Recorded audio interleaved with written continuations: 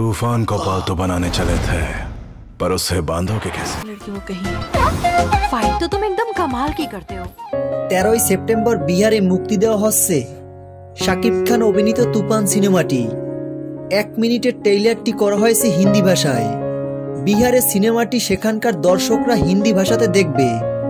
অনেকে আবার তুফানের হিন্দি ভাষার ট্রেইলার নিয়ে নানান আলোচনা ও সমালোচনা করেছেন।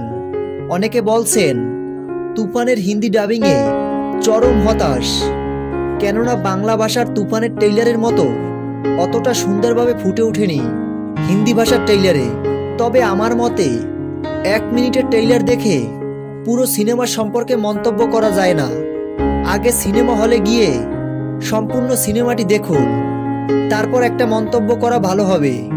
তো ভিউয়ার্স, তুফানের হিন্দি ভাষার ট্রেইলারটি আপনাদের কাছে কেমন লেগেছে? ভিডিওর নিচে কমেন্টে জানিয়ে ফেলুন আপনাদের মূল্যবান মতামত। তুফান সিনেমার সকল আপডেট ভিডিও সবার আগে পেতে আমাদের চ্যানেলটি সাবস্ক্রাইব করে আমাদের পাশে থাকুন। ধন্যবাদ।